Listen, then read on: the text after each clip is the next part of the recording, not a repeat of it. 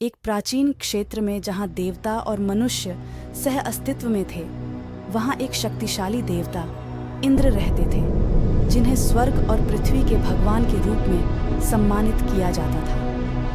यह कहानी एक भव्य भजन के साथ शुरू होती है, जिसे एक समर्पित आर्षी द्वारा गाया जाता है, जो स्वर्ग में प्रतिध्वनित होता है और इंद्र तक पहुँचता है। यह भजन इतना शक्तिशाली और हृदयस्पर्शी था कि इसने इंद्र की गहरी इच्छाओं को संतुष्ट किया और उन्हें अपार आनंद से भर दिया। इंद्र, जो अपनी बेजोड़ शक्ति के लिए जाने जाते थे, देवताओं के लिए आशा की किरण थे, विशेष रूप से दिव्य दावतों और दिव्य अमृत सोम के रहस्यमय प्रवाह के दौरान। उनकी महिमा केवल स्वर्ग तक ही सीमित नहीं थी। 7 नदियों ने उनकी प्रसिद्धि को भूमि में फैलाया और यहाँ तक कि सूर्य और चंद्रमा ने भी उनके सम्मान में अपने मार्ग बदल दिए।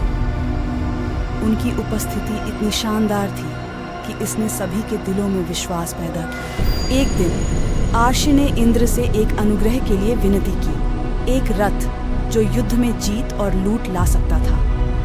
यह रथ साधारण नहीं था, यह वही रथ था जिसका उपयोग इंद्र ने अपने पौराणिक युद्धों में किया था। आर्षी, एक भक्त अनुयायी, आसन्न युद्ध में इंद्र के आश्रय और आशीर्वाद के लिए तरस रहे थे। आर्षी की प्रार्थना सुनकर इंद्र ने हस्तक्षेप करने का फैसला किया। उन्होंने हर लड़ाई में अपना समर्थन देने का वादा किया, ये सुनिश्चित करते हुए कि आर्षी और उनके लोग अपने दुश्मनों के खिलाफ विजयी होंगे। उनका आशीर्वाद केवल शब्द नहीं थे, वे आनंद, सुख और अपने दुश्मनों के पतन का वादा थे।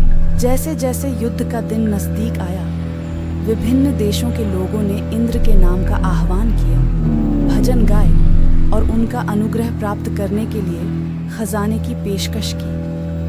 इंद्र उनकी भक्ति से प्रेरित होकर अपने वफादार अनुयायियों के लिए विजय और लूट लाने के लिए तैयार अपने शक्तिशाली रथ पर चढ़ गए।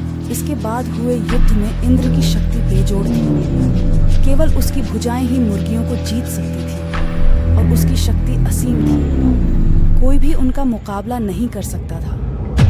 उनकी उपस्थिति ने ही युद्ध के शोर को जगाया। यही कारण था कि जीत और लूट के लिए उत्सुक राज्य के सभी कोनों से लोग उसे बुलाते थे। इंद्र की महिमा समझ से परे थी।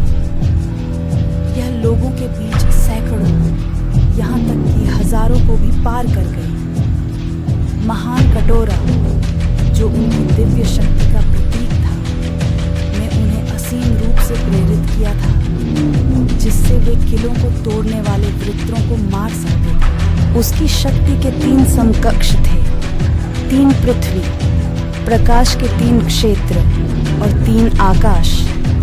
इंद्र पूरे विश्व से अधिक बड़े होने के कारण बेजोड़ और बिना किसी दुश्मन के खड़े रहे, जो उनके प्राचीन और अप्रतिरोध्य स्वभाव का प्रमाण था।